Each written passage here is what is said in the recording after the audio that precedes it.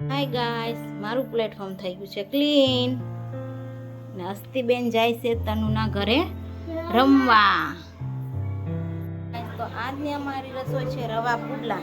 અસ્તીબેને જો આવું બનાવીને જમવું તું આજે સલાડનું ફ્લાવર. કેવું લાગ્યું બેન? ચાખી લો તું. હાય ગાઈસ, અમે આવ્યા છીએ સાઈબાબાના મંદિરે.